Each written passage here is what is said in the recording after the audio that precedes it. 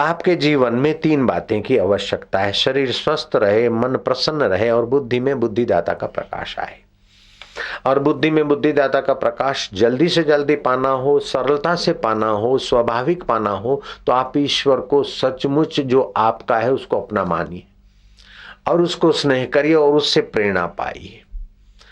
ईश्वर को अपना मानकर आप भजन करेंगे तो भजन में बरकत आ जाएगी। आप गृहस्थी बन के भजन करेंगे ना तो बरकत नहीं आएगी। साधु बनकर भजन करेंगे तो भी बरकत आना मुश्किल है।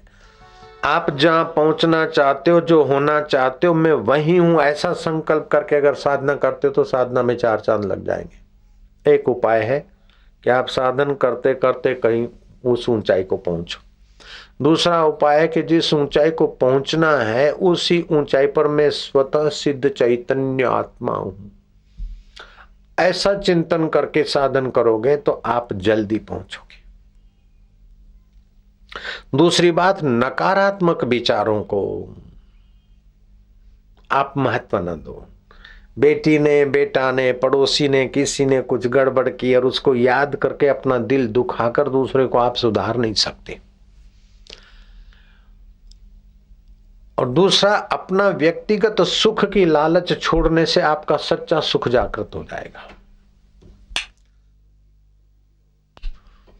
हम दुखी इसलिए होते हैं कि सुख बाहर से भीतर भरना चाहते हैं, और सुखी तब होंगे कि भीतर का सुख बाहर बांटे।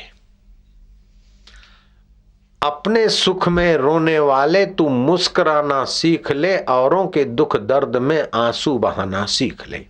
आप खाने में मजा नहीं जो औरों को खिलाने में, जिंदगी है 4 दिन की, तू किसी के काम आना सीख ले। आप भक्ति करो तो छोटी भक्ति मत करो, धर्म करो तो छोटा धर्म मत करो, बड़ा धर्म करो। बाबा, बड़ा धर्म और छोटा धर्म, बड़ी भक्ति और छोटी भक्ति के? हाँ भैया, जब आप भक्ति करते हैं और बदले में छोटी संसार की चीजें चाहते हैं तो आपकी भक्ति छोटी हो गई। आप धर्म करते और बदले में संसार की तुच्छ चीजें चाहते तो आपका धर्म छोटा हो गया। जैसे 5 रुपए की हमने 5 रोटी ले ली और खाई तो 5 रुपए छोटे हो गए, मैं भूखा हूं इसलिए, और रोटी हमारे लिए महत्वपूर्ण हो गई। ऐसे ही भगवान और भगवान की भक्ति छोटी हो गई, वस्तु हमारे लिए महत्वपूर्ण हो गई। जब वस्तु महत्वपूर्ण मानते हैं, परिस्थितियां महत्वपूर्ण मानते हैं, तो भक्ति और धर्म आपका छोटा बन जाता है। जब वस्तु और परिस्थितियों को महत्व न देंगे, परिस्थितियां तो आएगी और जाएगी, लेकिन परिस्थितियों का जो दृष्टा असंग परमात्मा है वो मेरा आत्मा है। खून पसीना बाता जा, तान के चादर सोता जा, ये किस्ती तो हिलती जाएगी, तू हंसता जा या रोता जा। भगवान कृष्ण ने अपने प्रिय औद्धव को उज्जैनी ब्राह्मण की कथा सुनाकर भागवत में एक ऐसा प्रकाश फैला दिया। औद्धव, उज्जैनी में एक ब्राह्मण रहता था, धन धान्य से बड़ा संपन्न था, लेकिन कंजूसी के, कार्पण्य दोष के कारण न आत्मा का सुख न संसार का यश। आखिर उसकी पुण्याई क्षीण होने से उसके मित्र शत्रु हो गए। राज्य ने और अधिकारियों ने उसको घेरे में डाला और उसका धन छीन दिया। कुछ लुटेरों ने लूट लिया और वो वृद्ध ब्राह्मण कहीं का न रहा और कुटुंबी मुख मोड़ने लगे। श्रीमद् भागवत की कथा है, श्री कृष्ण सुना रहे हैं औद्धव को। फिर उस ब्राह्मण ने तनिक विचार किया कि अब क्या करूं।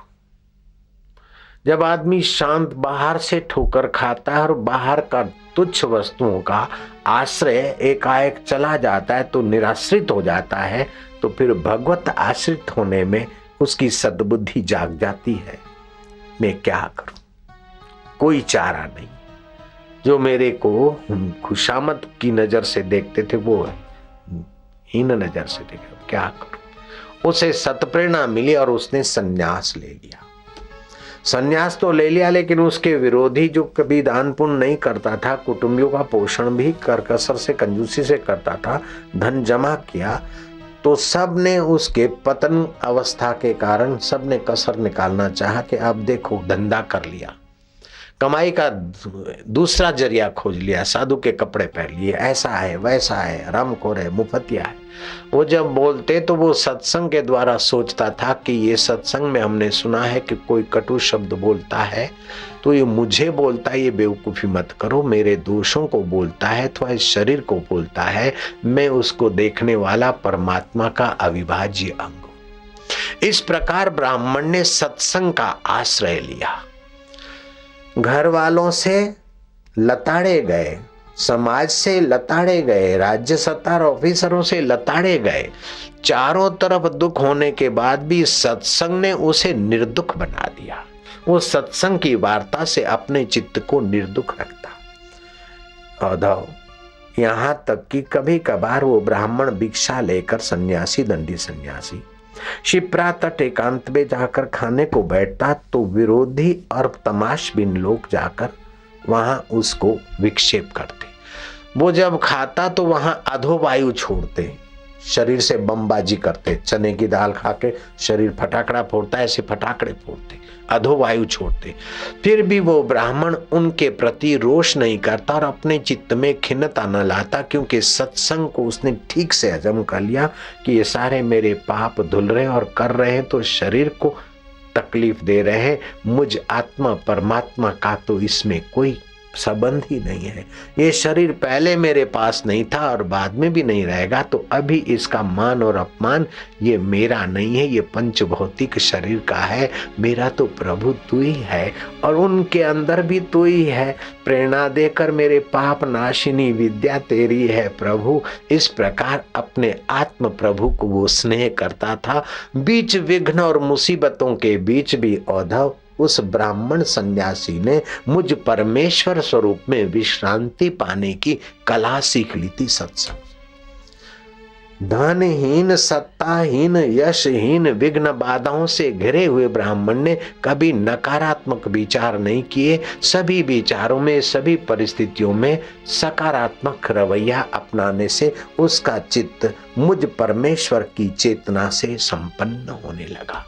क्या आप कि जीवन में उस ब्राह्मण से ज्यादा तकलीफ है क्या? शबरी के दुख और कष्टों के आगे तुम्हारा दुख कष्ट क्या माना रखता है? मीरा के विरोध और मुसीबतों के आगे तुम्हारा विरोध और मुसीबत क्या माना रखता है? मेरे गुरुदेव को जो कष्ट सहने पड़े और मुसीबतों के बीच से गुजरना पड़ा, तुम्हारे कष्ट उसके आगे क्या माना रखते?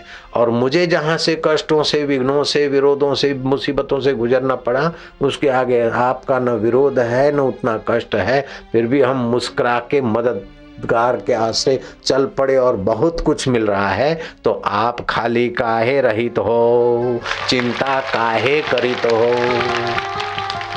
चिंता से चतुराई घटे, चिंता से चतुराई घटे। अपने मन को सिखाते रहना। घटे रूप और ज्ञान, घटे रूप और ज्ञान, चिंता बड़ी अभागिनी, चिंता बड़ी अभागिनी, चिंता चिता समान, चिंता चिता समान, तुलसी भरोसे राम के, निश्चिंत होई सोए, निश्चिंत होई सोए, अनहोनी होनी नहीं, अनहोनी होनी नहीं, होनी होए सो होए, होनी होए सो होए। क्या होगा? हो के क्या होगा? बहुत बहुत तो मर जाएंगे, धंधा नहीं चलेगा, क्या करे, भूखे मरे, मर जाएंगे। तो खा खा के कौन अमर हो गया है? जितना ज्यादा खा खा के बीमार हुए और मरे, उतना कम खाने वाले जल्दी नहीं मरते। इसलिए चिंता नहीं, चिंतन बढ़ाओ। हेच फिकर मत कर्तव्यम, कर्तव्यम जिक्रे खुदा, खुदा ताला प्रसादे न सर्व कार्यम फतेह भवेत। औरंगजेब का भाई दारा शिकोह जब शांति पाने के लिए इधर उधर रहे, सारे शास्त्र कुरान बुरान पढ़ा, जीते जी मुक्ति का अनुभव नहीं हुआ, तो किसी ने कहा कि उपनिषदों पढ़ो, गीता पढ़ो। उपनिषद और गीता पढ़ा और उसको जो शांति और आनंद मिला, आए है मरने के बाद का वायदा नहीं। दिल तस्वीरें हैं यार जब की गर्दन झुका ली और मुलाकात कर ली, वो थे न मुझसे दूर न मैं उनसे दूर था, आता न था नजर तो नजर का कसूर था। उपनिषदों के द्वारा वह नजरिया आ गई। वह माधुर्य आ गया। फिर तो उसने कई उपनिषदें लिखी, अपने हिंदू धर्म की उपनिषदों का आश्रय लेकर फारसी, संस्कृत और उर्दू का मिश्रण करके उसने कई उपनिषदें लिखी। उन उपनिषदों में से एक इल्लो उपनिषद, और इल्लो उपनिषद का ये श्लोक है, हे च फिकर मत कर्तव्यम, कर्तव्यम जिक्रे खुदा, खुदा ताला प्रसादेन सर्व कार्यम पते भवेत्। तो आप उस भगवान के प्रसाद से अपने को प्रसन्न बनाइए।